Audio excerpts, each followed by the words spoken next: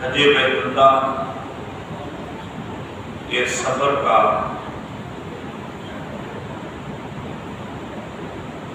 اگر اس کو موقع فراہم کیا اور اس کو اتنی طاقت دی،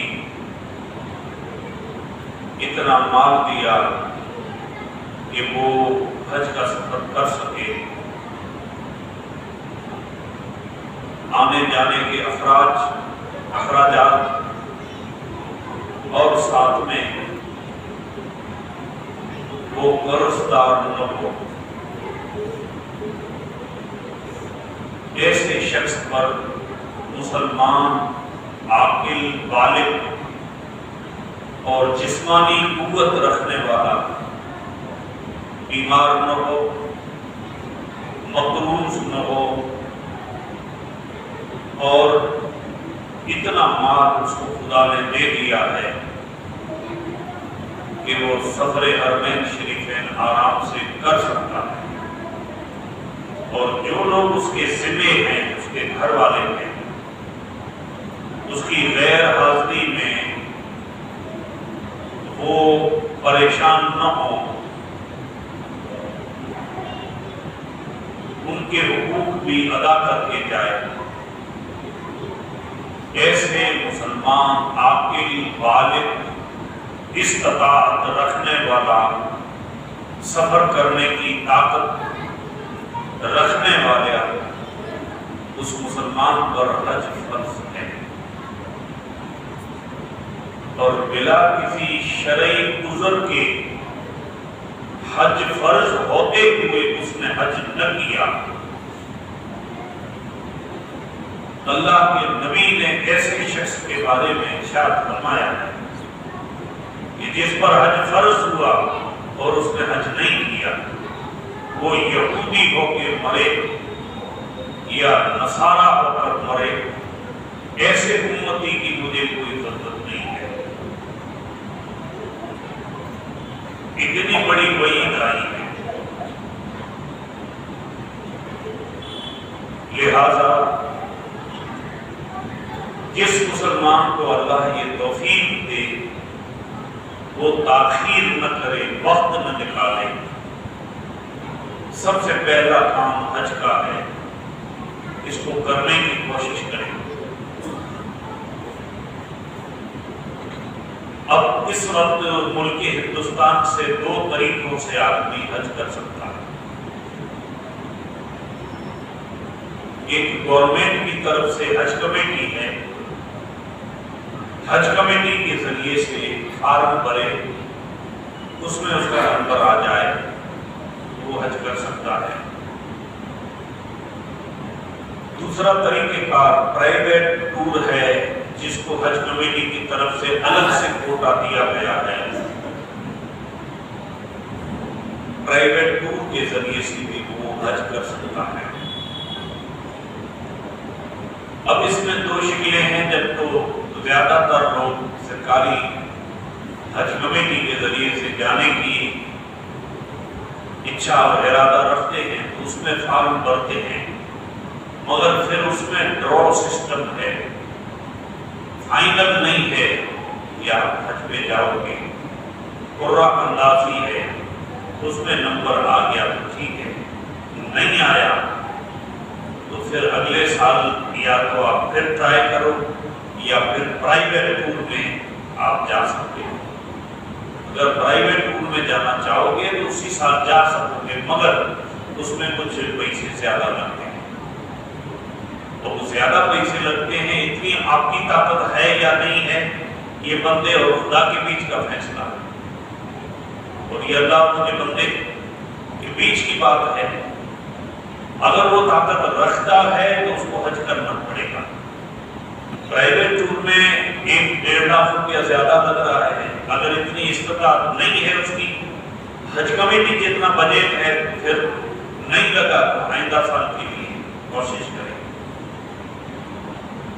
مگر حج فرض ہو گیا، فکر مند ہو جائے، سارے کام چھوڑ دے، کوشش کرے کہ حج کر لیں۔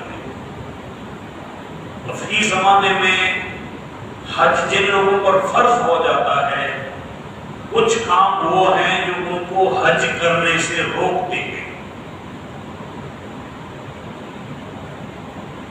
وہ کون سے کام ہیں جو حج فرض ہونے کے بعد بھی روکتے ہیں؟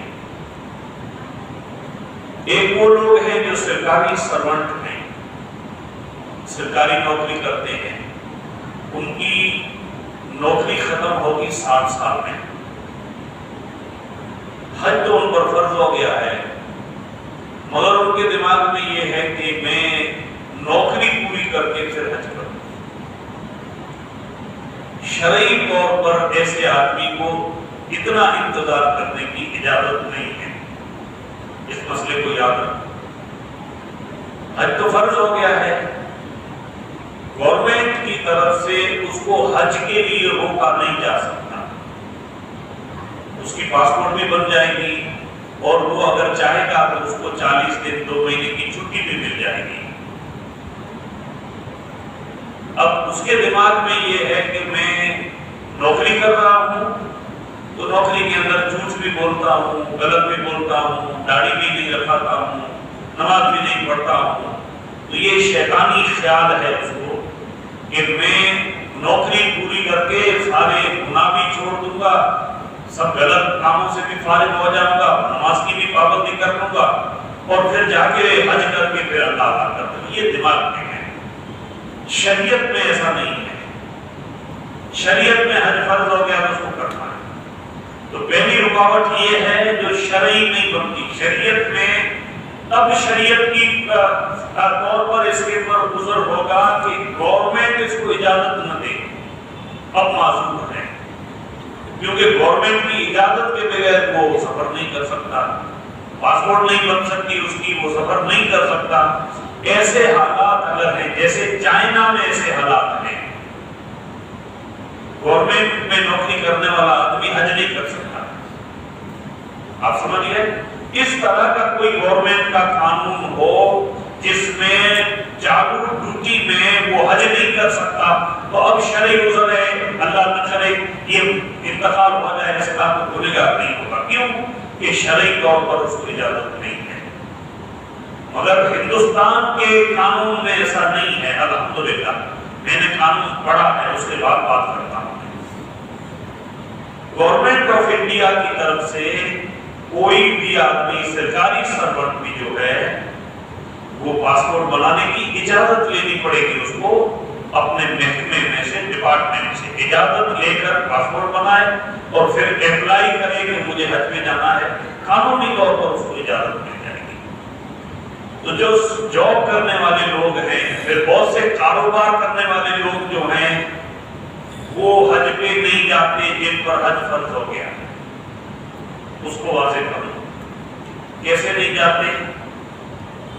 ان لوگوں کے دماغ میں یہ ہے کہ ہمارے بچوں میں بہت سے بچے وہ ہیں جو جوانی پر ہے، ان کی نکاح کرنی باقی ہے، شادی کرنی باقی ہے، لہذا وہ اپنے دل سے یہ سوچتا ہے کہ میں حج بعد میں کروں گا، پہلے جو میرے بچے اور بچیاں ہیں، جوان ہیں یا جوانی پہ پہنچنے والے ہیں، ان کی نکاح کر دوں اور نکاح کر کے فارغ ہو جاؤں گا، یہ بھی ایک میرے ذمہ کام ہے، اس کام سے فارغ ہو جاؤں میں، اس کے بعد جاؤں گا۔ اب شرعی مسئلہ کیا ہے؟ اللہ کا حکم ہے کہ لڑکے یا لڑکا، لڑکی ہو یا لڑکا ہو، جوانی پہ پہنچے تو اس کا نکاح کر دیا جائے۔ جو شریعت نے نکاح کا حکم دیا ہے اس کا بجٹ بہت کم ہے، اس میں خرچہ ہے نہیں۔ اب خرچہ ہے نہیں تو اگر آپ نکاح کرنا چاہو تو کی نکاح کر لو، اگر نکاح نہیں کرتے پھر بھی حج پہ جاؤ گے تو حج ہو جائے گا، مسئلے کو سمجھنا۔ مگر یہ بوجھ ہے کہ جوان لڑکی گھر میں ہے اور کوئی اس کی دیکھ بھال کرنے والا نہیں ہے اور آپ کی اچھا ہے تو اس کی نکاح کر دو۔ اس جو شرعی حکم ہے اس نکاح میں کوئی خرچہ نہیں ہے، لڑکی کی نکاح میں تو کوئی خرچہ ہی نہیں ہے، آپ کی کاپی کے اتنا بیچ دے دو اور چند لوگوں کو بلا کر مسجد میں اس کی نکاح پڑھوا دو، ہو گیا کام۔ اب حج کے لیے رک نہیں سکتے، لڑکا ہے تو لڑکی کے لیے رشتہ اگر مل جاتا ہے تو سابق طور پر اس کی نکاح کر کے فارغ ہو جاؤ۔ یہ تو شرعی حکم تھوڑا ہے کہ آپ 5 لاکھ روپیہ اس کے لیے خرچ کرو، یہ تو سب تم دکھاوے میں شادیاں بنا رہے ہو، کر رہے ہو۔ اس کی تو شریعت میں ویسے بھی منائی ہے، فضول خرچی کرنے والے کو اللہ کے رسول نے شیطان کا بھائی کہا ہے، اور حضور نے فرمایا دکھاوا مت کرو کسی بھی چیز میں۔ اب تم بڑے کھانے، بہت لوگوں کا کھانا پکا رہے ہو، طرح طرح کی آئٹمیں پکا رہے ہو، بہت کچھ کھانے پینے کا اور دکھاوے کا اور منڈپ کا اور بڑی بڑی 3 اسٹار ہوٹلوں کا خرچہ کر رہے ہو، تو یہ تمہارے حج کی رقم تو اسی میں چلی جانی ہے، جو ناجائز طور پر یہ خرچ ہو جائے گی۔ اللہ نے جو تمہیں توفیق دی تھی اور اس سے حج کرنا تھا، وہ رقم اگر تم نے دوسری جگہ استعمال کر لی تو حج نہ کرنے کا ایک گناہ ہے، فضول خرچی کرنے کا دوسرا گناہ ہے۔ تم نے حلال کی کمائی جو اللہ نے حج جیسے مقدس سفر کر سکو اس کے لیے جو اللہ نے اسباب تمہارے لیے بنائے تھے، تم نے ناجائز طور پہ ان کا خرچہ کر دیا۔ جب ذرے ذرے کا حساب ہوگا اللہ کے یہاں، تو اس کا حساب بھی دینا۔ اس مسئلے کو سمجھنا ہے، واضح کرنا ضروری ہے کہ جن لوگوں پر حج فرض ہوا ہے وہ اس طرح کے مسائل کو سامنے نہ رکھیں، بلکہ جتنا ہو سکے جلدی سے جلدی وہ حج کی تیاری کریں۔ حج فرض ہے، اسلام کے 5 رکن میں سے ایک رکن ہے، یہ حج کی فرضیت ہو گئی، اور اللہ نے صراحتاً قرآن میں اس کا حکم دے دیا ہے، من استطاع الیہ سبیلا، جنہوں نے طاقت جو لوگ رکھتے ہیں وہ اللہ کے لیے اللہ کے گھر کا طواف کریں، یعنی حج کریں۔ اب حج کی فرضیت ثابت ہو گئی، آپ کے سامنے اصل مسئلے کو پیش کر دیا۔ حج کے لیے فرض ہونے کے لیے کتنی شرائط ہیں، اب اس کو سمجھ لو۔ پہلی شرط مسلمان ہونا، غیر مسلم کے لیے حج نہیں ہے۔ دوسری شرط تندرست ہونا، بیمار آدمی ہے، ایسا بیمار ہے سفر کے لائق نہیں ہے، کروڑ پتی بھی ہے تو بھی اس پر حج فرض نہیں ہے، تندرست ہونا ضروری ہے، سفر کا معاملہ ہے، اور ارکان کی ادائیگی ہے۔ ایسا بیمار ہے جو سفر نہیں کر سکتا، چھوٹی موٹی بیماری ہے تو جانا کا حکم ہے، مگر ایسی بیماری ہے، دوسری مرض ہے کہ وہ سفر کے لائق ہی طبیعت نہیں ہے، پیشاب پائخانے کی حاجت ہے تو اپنے آپ نہیں کر سکتا، اس طرح کی بیماری ہے کہ وہ اٹھ نہیں سکتا، اس طرح کی بیماری ہے چلنا پھرنا اس کا محال ہے، اس طرح کی بیماری ہے دماغ کام نہیں کرتا، بہت ساری بیماریاں ہیں۔ تو اس طرح کی بیماری ہے جس میں وہ سفر کے لائق نہیں ہے تو اس پر حج فرض نہیں ہے۔ اگر مالدار بھی ہے اور مالداری کے ساتھ ساتھ طاقت کے ساتھ ساتھ تندرست بھی ہے تو تندرست ہونا دوسری شرط ہے، مالدار ہونا پہلی شرط ہے، مسلمان ہونا تیسری شرط ہے، 3 شرطیں ہوگی۔ اب چوتھی شرط یہ ہے کہ ملک کے حالات ایسے ہیں جس میں نکلنے میں تکلیف نہیں ہے۔ کورونا آ گیا، اب کورونا میں ساری چیزیں بند ہو گئی ہیں، آپ چاہتے ہو 2 سال کورونا کے اندر جن لوگوں پر حج فرض تھا وہ کر نہیں سکے نا، تو وہ شرعی عذر تھا کورونا کی بیماری کی وبا کی وجہ سے۔ اب تندرست بھی ہے، طاقت بھی رکھتا ہے، سب کچھ ہے، مگر سفر کے لیے اس کو اجازت نہیں مل رہی ہے، حالات ایسے بدلے، اس کی جان کا خطرہ ہے۔ یہ تو ہو گیا بیماری کا۔ اب اللہ نہ کرے ارض مقدس سعودی عرب کے اندر حالات ایسے ہو گئے، وہاں وار شروع ہو گئی، جنگ شروع ہو گئی، اور سعودی گورنمنٹ نے حج کو بند کر دیا، بین کر دیا، ایسے خدا نہ خواستہ حالات ہو سکتے ہیں، کورونا میں ہوا تھا۔ تو یہاں تو آپ جا تو سکتے ہیں مگر وہاں انٹری نہیں ہے، ان حالات میں بھی آپ پر حج فرض نہیں ہوگا۔ اب ایک اور شکل ہے، ایک اور اکیلی ہے، اس کے شوہر کا انتقال ہو گیا ہے، اس کا اولاد میں لڑکا نہیں ہے، رشتے میں بھائی بھی نہیں ہے، اکیلی عورت ہے، اس پر حج فرض ہو گیا ہے، تندرست ہے، مسلمان ہے اور حج فرض ہے، مگر شرعی طور پر بغیر محرم کے وہ اکیلی جا نہیں سکتی۔ اب محرم کو لے جائے اتنی طاقت ہے اس کے پاس کہ خود تو جا رہی ہے مگر بھتیجے کو لے سکتی ہے، بھانجے کو لے سکتی ہے، بھائی کو لے سکتی ہے، لڑکے کو لے سکتی ہے، اتنی طاقت ہے تو حج فرض ہے، مگر اتنی طاقت نہیں ہے خود اپنا خرچہ کر سکے اور کوئی محرم نہیں مل رہا ہے اس پر بھی حج فرض نہیں ہے۔ اس مسئلے کو بھی سمجھنا ہے، یہ عورتوں کے لیے مسئلہ ہے۔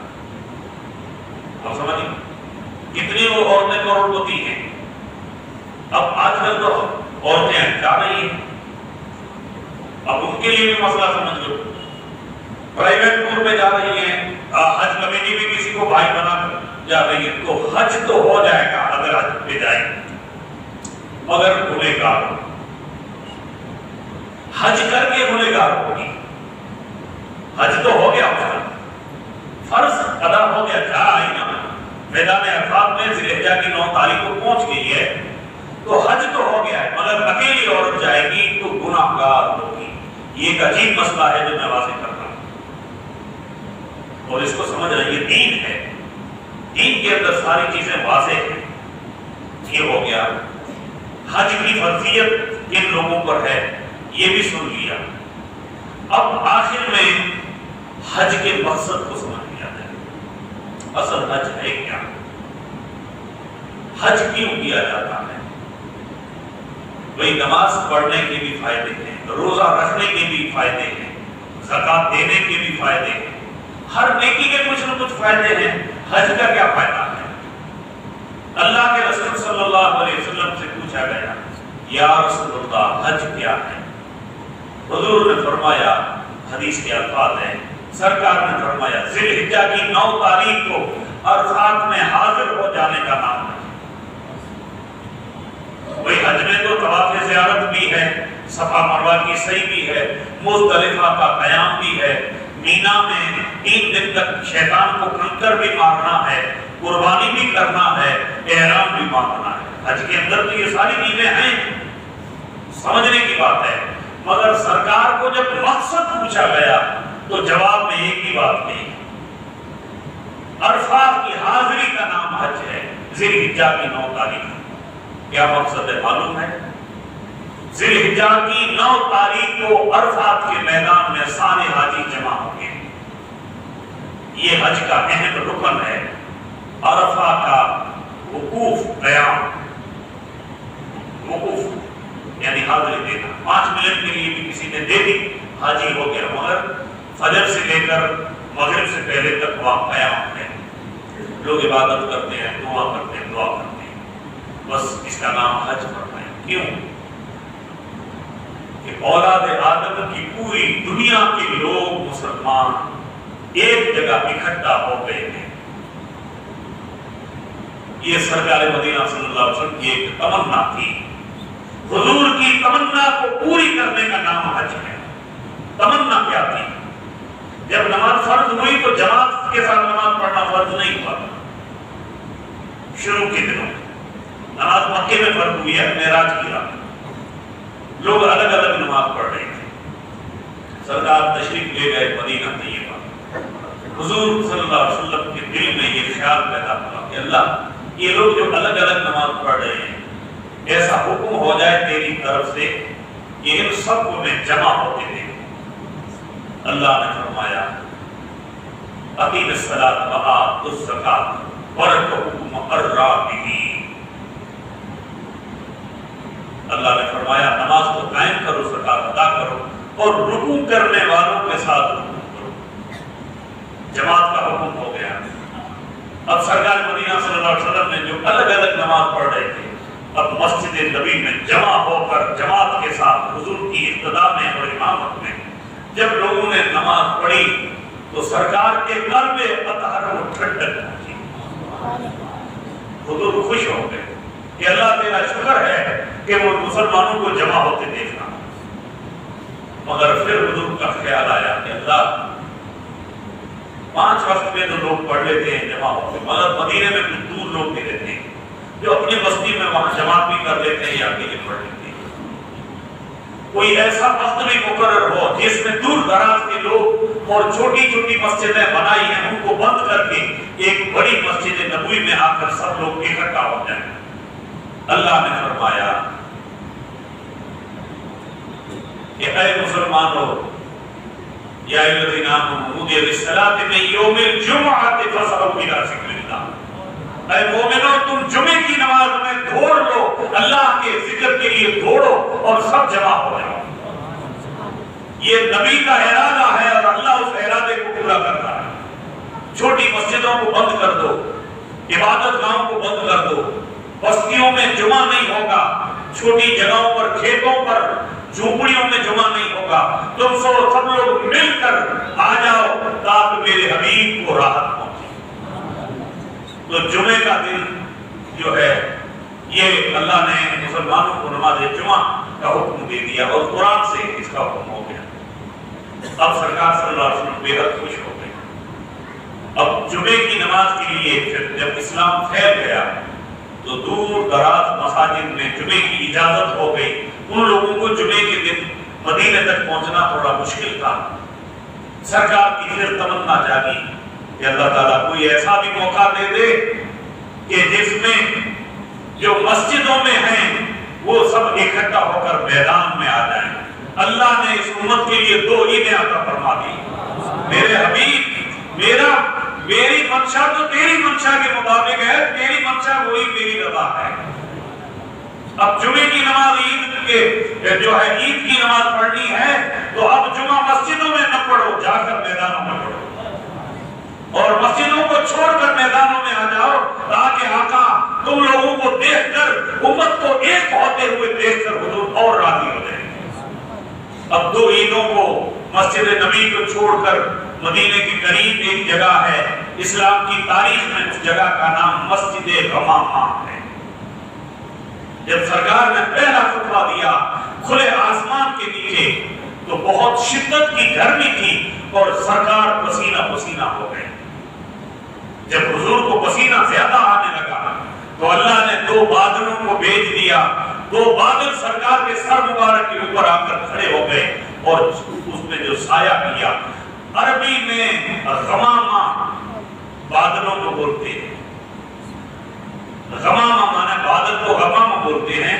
تو 2 بادلوں نے سایہ کیا، سرکار نے عید کا خطبہ پڑھا اور حضور صلی اللہ علیہ وسلم بے حد سارے مدینے گرد و نواح کے مسلمانوں کو، ساری مسجدوں کو چھوڑ کر سب مسلمان جو ہے عید کے اندر جمع ہوئے۔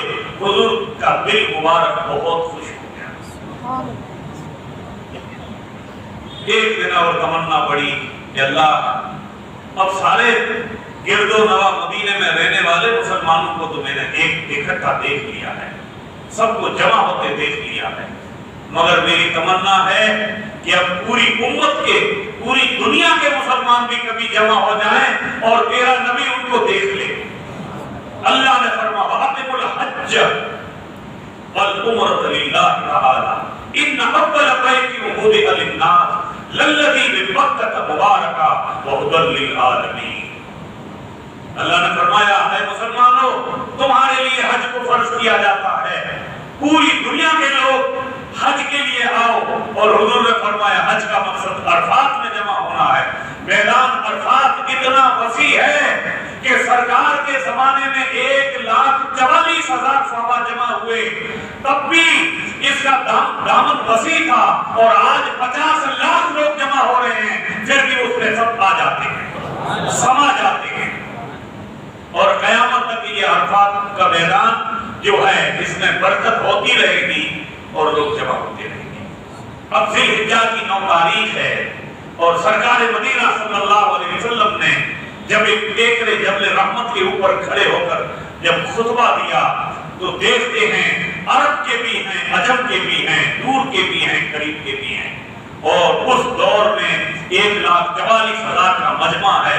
سرکار نے کہا اللہ آج کے دن تیرا دین مکمل ہو چکا ہے۔ آج کے دن کسی کالے کو گورے پر، کسی گورے کو کالے پر، کسی عربی کو عجمی پر، کسی عجمی کو عربی پر کوئی فضیلت نہیں ہے۔ ان اکرمکم عند اللہ اتقاکم، تیرے نزدیک اللہ نے فرمایا میرے نزدیک تم میں سب سے بہتر وہ لوگ ہیں جو اللہ سے زیادہ ڈرنے والے ہیں۔ یہ ہے حج کا فلسفہ۔ تو سرکار صلی اللہ علیہ وسلم امت کو جوڑنا چاہتے ہیں اور امت کی جوڑ دیکھنا چاہتے ہیں۔ یہ حضور کی تمنا ہے زندگی کی۔ اس لیے امت یکجا ہو جائے، امت ایک ہو جائے۔ کیوں کہ اگر امت بکھر گئی تو اس کی عزت و عظمت کبھی سلامت نہیں رہتی۔ آج امت فرقوں میں بٹ چکی ہے، دشمنوں نے اپنا کام کر دیا ہے اور اس امت کو طرح طرح فرقوں میں، جماعتوں میں اور ٹکڑوں میں بانٹ دیا ہے۔ انتہائی نازک وقت سے اس لیے امت چل رہی ہے۔ اس وقت 60 کے قریب مسلم ممالک ہوتے ہوئے بھی امت یتیم ہے، امت بے گھر ہے، امت بے سر و سامان ہے۔ یہ حالت ہو گئی ہے امت کی۔ پورے روئے زمین پر قوم یہود کا صرف ایک ملک ہے، وہ چیلنج کر رہا ہے کہ ساری دنیا کے مسلمانوں کے لڑنے کے مقابلے کے لیے میں اکیلا کافی ہوں۔ اب اندازہ کر سکتے ہیں یہ حالت ہے امت مسلمہ کی۔ دشمنوں کو پتا تھا کہ اس امت سے کبھی مقابلہ کوئی دنیا کی قوم نہیں کر سکے گی۔ حضرت فاروق اعظم عمر بن الخطاب رضی اللہ تعالی عنہ نے جب بیت المقدس فتح کیا تو پھر خطاب کیا بیت المقدس کے سامنے کہ اے بیت المقدس ان قریب ایک وقت آئے گا کہ پھر تم قوم یہود کے ہاتھ میں چلا جائے گا، مسلمانوں کے ہاتھوں سے نکل جائے گا۔ پوچھنے والوں نے پوچھا کیا اس وقت مسلمان نہیں ہوں گے؟ حضرت فاروق اعظم نے کہا اپنے دور کی بات کی کہ جو اس وقت مسلمان ہیں اس سے 100 گنا زیادہ مسلمان ہوں گے۔ پھر کہا کہ کیا کمزور ہوں گے؟ آپ نے کہا نہیں، کمزور نہیں ہوں گے، بڑے طاقتور لوگ بھی ہوں گے۔ پھر کہا کہ کیا غریب ہوں گے؟ کہا نہیں، اس دور کے سارے مسلمانوں کو اس دور کا 1 ارب پتی خرید لے ایسے کروڑوں لوگ ہوں گے، مالدار بھی ہوں گے، جسمانی طاقت بھی ہوگی، تعداد میں بھی زیادہ ہوں گے۔ تو پھر کیا سب ان پڑھ ہوں گے؟ کہا نہیں، لاکھوں علماء بھی ہوں گے، علم کی فراوانی بھی ہوگی۔ تو جاہل بھی نہیں ہوں گے، ان پڑھ بھی نہیں ہوں گے، لکھے پڑھے بھی ہوں گے، مالدار بھی ہوں گے، طاقت میں بھی زیادہ ہوں گے، عقل مند اور دانش مند بھی ہوں گے۔ ساری طاقتیں، ساری چیزیں جمع ہوں گی۔ پھر کیا وجہ ہے کہ بیت المقدس ان کے ہاتھوں سے پھر یہودی قوم چھین لے گی؟ آپ نے فرمایا 2 کمزوریاں ہوں گی۔ ایک، وہ آپس میں ٹکڑے ٹکڑے ہو جائیں گے، بکھر جائیں گے، اور دوسرا ایمان میں کمزور ہوں گے۔ دکھاوا تو اچھا ہوگا مگر ایمان میں کمزور ہوں گے، ایک دوسرے کو دھوکہ دینے والے ہوں گے، ایک دوسرے کی عزت کی دھجیاں اڑانے والے ہوں گے، ایک دوسرے سے حسد کرنے والے ہوں گے، ایک دوسرے کے دشمن بن جائیں گے، مسلمان مسلمان کا دشمن بن جائے گا، ایک دوسرے کو تباہ کرنے والے ہوں گے، ایک دوسرے کے دل میں کوئی مسلمان کے پاس عزت نہیں ہوگی، دشمنیاں رکھیں گے اور اندر بغض اور عداوتیں رکھیں گے، ایک دوسرے کو آپس میں ہی تباہ کرنے کے پلان بنائیں گے۔ کیا آج یہ دکھائی نہیں دے رہا ہے سب کچھ؟ یہ پوزیشن، یہ علامہ اقبال نے 80 سال پہلے کہا تھا ملک ہندوستان کے مسلمانوں، نہ سوچو گے تو بچ جاؤ گے اے ہندی مسلمانوں، تمہاری داستان تک بھی نہ رہے گی داستانوں میں۔ اب بتائیے یہ حالات ہیں اس امت کے، تو حج ایک اہم فریضہ ہے۔ جس کو بھی اللہ توفیق دے وہ جلدی سے جلدی اس سفر کی تیاری کر لیں، بہانہ بازی کو چھوڑ دیں۔ یہ دنیا کے کام چلتے رہیں گے، ہم مر جائیں گے نا، آپ یقین جانو 40 دن کے بعد ہمارے قبرستان سے ہمارے بچے بھی نہیں آئیں گے، اور کچھ سالوں کے بعد ہماری قبر کی نشانی مٹ جائے گی، وہاں کسی اور کو دفنا دیا جائے گا۔ آپ سمجھ رہے ہیں نا، یہ جو بڑے قبرستان ہیں، مولانا موج رحمۃ اللہ علیہ کا جو قبرستان ہے، اس میں کیا 5 سال تک کوئی باڈی رہ سکتی ہے؟ یہ بدل جاتی ہے۔ کچھ بڑے لوگ ہیں جن کی تختیاں لگی، وہ تختیاں اوپر وہی لگی ہوئی ہیں، اندر باڈی بدل جاتی ہے، کیونکہ جگہ ہی نہیں ہے تو کیا کرو گے؟ کچھ بھی نہیں رہتا ہمارا۔ اسی لیے اللہ نے اگر ہمیں موقع دے دیا ہے، باقی سارے کام بعد میں ہوں گے۔ اللہ توفیق دے دے، حج کی توفیق دے تو حج کر لو، عمرے کی توفیق دے دے عمرہ کر لو۔ انشاءاللہ حج کے اوپر آئندہ جمعہ میں پھر کچھ مزید حج کے ارکان اور اس کی ادائیگی اور حج کے فرائض اور واجبات اور ان چیزوں سے حج کے ارکان کی ادائیگی میں جو ہے دم لاگو پڑتا ہے، ان سارے مسائل کو بیان کریں گے، کیونکہ ذی الحجہ کی 9 تاریخ کو ابھی دیر ہے، اس درمیان 2-3 جمعے جو آئیں گے اس میں انشاءاللہ مزید بیان ہوگا۔ اللہ تعالیٰ جس کسی کو توفیق دے، اللہ اس کے لیے حج کا سفر آسان فرما دے۔ اس سال جو بھی لوگ حجاج کرام پوری دنیا کا ارادہ کر چکے ہیں، جن کے قافلے رواں دواں ہیں، اللہ امت مسلمہ کے تمام حجاج کرام کے حج کو منظور فرمائے، مقبول فرمائے۔ وما علینا الا البلاغ۔